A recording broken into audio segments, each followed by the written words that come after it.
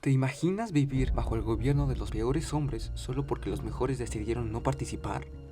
Si es correcto que conocerás la verdad y la verdad te hará libre, entonces es posible que si no conoces la verdad, su ausencia te haga esclavo. Algunos historiadores chocan con la idea de que la historia en realidad puede ser pura invención.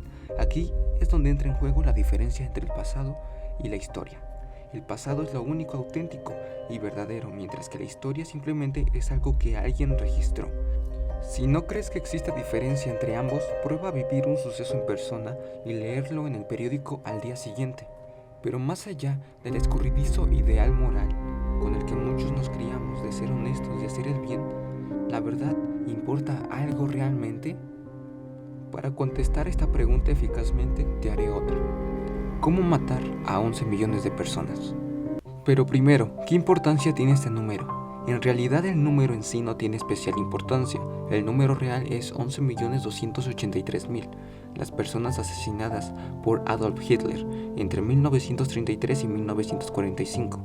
Esto no incluye los 5.200.000 civiles y militares alemanes muertos en la guerra, ni los 28.736.000 europeos asesinados durante la Segunda Guerra Mundial.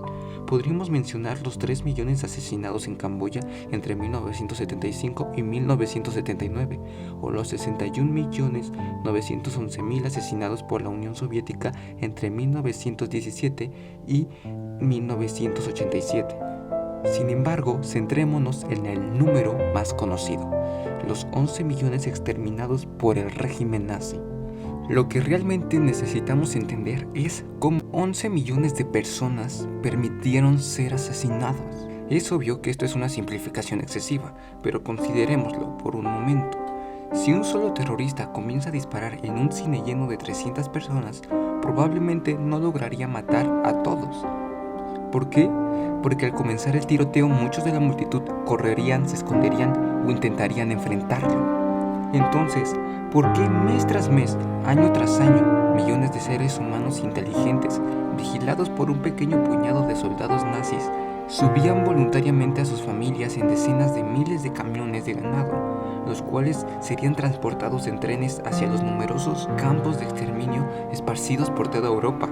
La respuesta es sobrecogedoramente simple, y es un método que todavía utilizan algunos líderes electos para conseguir sus objetivos hoy en día. ¿Cómo matar a 11 millones de personas? Miénteles. Se diseñó una intrincada red de mentiras lista para ser comunicada en etapas para asegurar la cooperación de los judíos condenados, que no sabían que lo estaban. Primero, cuando se levantaron las alambradas de espinos que rodeaban vecindarios enteros, Eichmann y sus representantes se unieron con los líderes judíos para asegurarles que las restricciones físicas impuestas en su comunidad, lo que más tarde se conocería como guetos, eran solo necesarias temporalmente debido a la guerra. Si cooperan, les dijeron, nadie sufrirá daños dentro del perímetro. En segundo lugar, se aceptaron sobornos de los judíos con la promesa de mejorar las condiciones de vida. Estos sobornos convencieron a los judíos de que la situación era ciertamente temporal y que no sufrirían ningún daño. Después de todo, razonaban, ¿por qué aceptarían sobornos los nazis si solo pretendían matarnos y saquearnos completamente? Estas dos etapas del engaño se establecieron para prevenir los levantamientos o incluso las escapadas. Finalmente Eichmann apareció. Se dirigió a la multitud con voz fuerte y clara de acuerdo a las declaraciones juradas. Con mucha probabilidad esas fueron sus palabras exactas. Judíos, finalmente puedo comunicarles que los rusos están avanzando por el frente oriental. Me disculpo por el método precipitado en que se les ha puesto bajo nuestra protección. Por desgracia, había poco tiempo para explicaciones. No tienen nada de qué preocuparse. Solamente queremos lo mejor para ustedes. Dentro de poco se irán de aquí y serán enviados a lugares mucho mejores. Trabajarán allí y sus mujeres estarán en sus casas y sus hijos irán a la escuela. Tendrán vidas maravillosas. Estaremos todos terriblemente asignados en los trenes, pero el viaje será corto.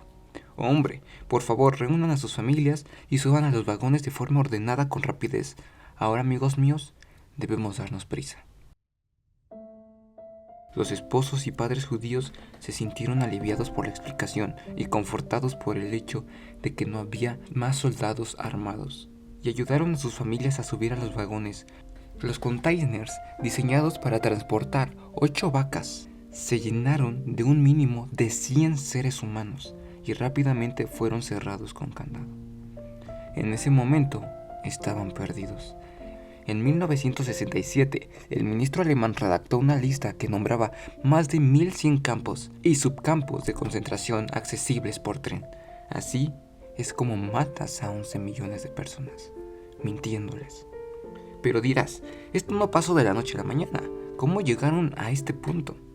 Pues el Partido Nacional Socialista Alemán de los Trabajadores, liderado por Adolf Hitler, llegó al poder en una época de incertidumbre económica, en una nación donde la gente anhelaba tiempos mejores. Hitler, que no hacía mucho tiempo había sido teniente de la Armada, daba discursos emocionantes y apasionados, prometió más, mejor, nuevo y diferente. Aseguró un cambio rápido y una pronta acción según los registros. Lo que Hitler prometía en realidad en sus discursos dependía mucho de la audiencia. En zonas agrícolas se comprometió a recortar impuestos para los granjeros y a implementar nuevas leyes para proteger el precio de los alimentos. En vecindarios de la clase trabajadora habló de redistribuir la riqueza y criticó los enormes beneficios obtenidos por los empresarios y magnates de la industria. ¡Qué suerte para los líderes!, dijo Hitler a su círculo cercano, que los hombres no piensen. Haz que la mentira sea grande, simplifícala, continúa afirmándola y finalmente la creerán. En su autobiografía Mein Kampf, Hitler escribió: las grandes masas de gente caerán más fácilmente víctimas de una gran mentira que de una grande. En esta época, el libro fue extensamente leído por los alemanes y las masas no solo le creyeron, sino que en su mayoría lo ignoraron.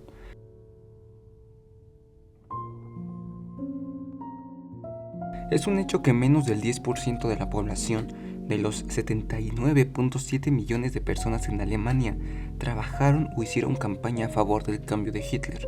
Incluso en el apogeo de su poder en 1945, el partido político nazi se glorificaba solamente de tener 8.5 millones de miembros. Así que, ¿qué hicieron el 90% de los alemanes restantes? Como profesores, doctores, pastores y granjeros, ¿se apartaron? ¿Se quedaron sentados y simplemente miraron? Básicamente sí. Madres y padres callaron sus voces, se cubrieron los ojos y se taparon los oídos. La gran mayoría de una población educada aceptó sus sueldos y evitó la incómoda verdad que se cernía sobre ellos como una serpiente a la espera de atacar. Y cuando los nazis vinieron por sus hijos, era demasiado tarde para hacer algo. En un pueblo alemán, las vías del ferrocarril discurrían por detrás de la iglesia. Un testigo aseguró: escuchamos historias de lo que les está sucediendo a los judíos, pero intentamos distanciarnos de ello, porque ¿qué se podía hacer para pararlo? Todos los domingos por la mañana escuchábamos el silbato del tren sonando a la distancia, y después el ruido de las ruedas sobre las vías nos afectaba. Cuando escuchábamos los gritos que provenían del tren al pasar junto a nosotros, nos dábamos cuenta de que llevaban a los judíos amontonados en los vagones. Semana tras semana, el silbato sonaba y sentíamos pavor al escuchar el sonido de esas ruedas, porque sabíamos que oiríamos los gritos de los judíos en camino al campo de exterminio. Sus alaridos nos atormentaban. Sabíamos cuándo venía el tren y al escuchar el silbato empezábamos a cantar para taparnos los oídos. Cuando el tren pasaba por nuestra iglesia, cantábamos con todas nuestras fuerzas. Si escuchábamos los alaridos, cantábamos aún más alto y pronto dejábamos de oírlos. Han pasado los años y ya nadie habla de ello, pero yo sigo escuchando ese silbato del tren en mis sueños. Con todo lo que sabemos ahora, ¿cree alguien que decir la verdad resolverá todos los problemas de una nación? Por supuesto que no, pero es un comienzo. De hecho, decir la verdad debería ser lo mínimo que se debería exigir a nuestros líderes electos. Incluso en una democracia, es un diminuto número de individuos el que promulga las leyes, propone los presupuestos y establece las políticas para sus ciudadanos. ¿Alguna vez te has parado a pensar que si uno de nosotros les miente a ellos es un delito, pero si ellos nos mienten a nosotros, ¿se considera política? La historia nos muestra que la gente que se comporta como borregos a la hora de seguir a sus líderes con tal de que sus intereses personales sean satisfechos, Quizá un día se despierten viendo que su nación ha cambiado de un modo dramático. Cualquier país del mundo tiene potencial de ser el próximo holocausto mundial. Como dijo el filósofo George Santayana, aquellos que no pueden recordar el pasado están condenados a repetirlo. Nosotros, el pueblo, sin embargo, podemos cambiar esta dirección, pero sabiendo esto, que nuestra porción de la historia se está escribiendo hoy. ¿Qué se recordará de nuestra contribución?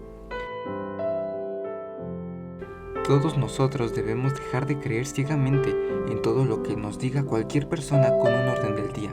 Si realmente nuestro mundo está en un estado de crisis, entonces necesitamos cambiarlo antes de que sea demasiado tarde para elegir la dirección de ese cambio. Y ahora, ¿cómo saber si un político está mintiendo? Las actuaciones del pasado sirven para revelar el comportamiento del futuro.